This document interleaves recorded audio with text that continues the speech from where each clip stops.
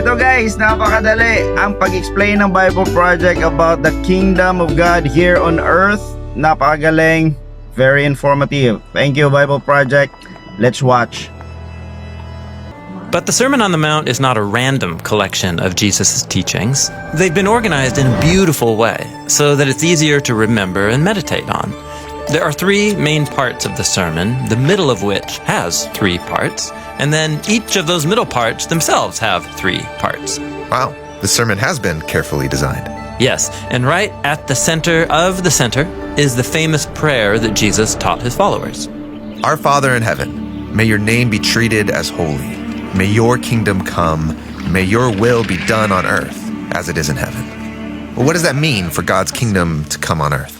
Well, we have to remember that Jesus was Jewish, and he grew up meditating on the Hebrew Bible, the sacred scriptures of Israel, and they told the story of God and all humanity. How God created a well-ordered world and appointed humans to rule it on his behalf. And when humans rule with God's wisdom and love, and when justice and peace prevail, and there's enough for everyone, that is God's kingdom and God's will being done here on earth as it is in heaven. And that's no easy task. Humans foolishly rebel and start building their own kingdoms by their own wisdom. And so God chose one family, the Israelites, and he offered them his wisdom. It was called the Torah, which in Hebrew means the teaching. And beginning with Moses on Mount Sinai, God entered into a sacred covenant with them.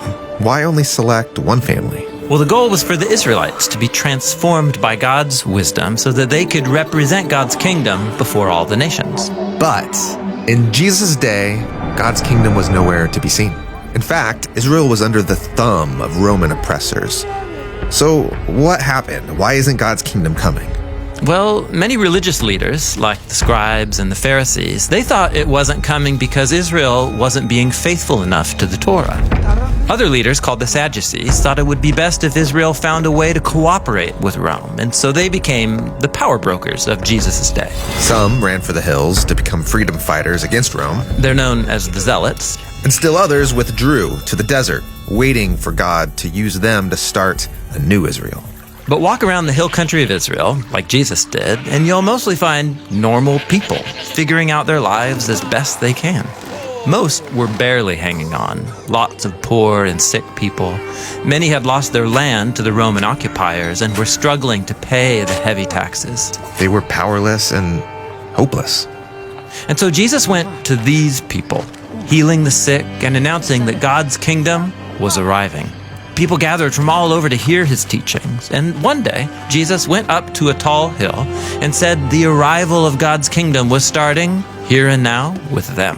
You mean with the powerless, the weak, the nobodies? God's kingdom begins here?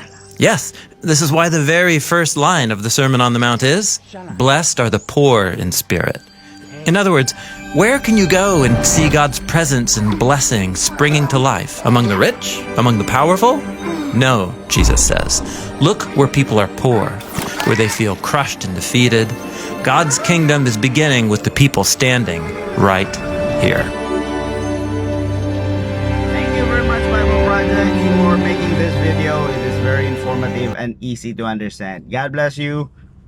Bye. Happy 2024. Blessed 2024.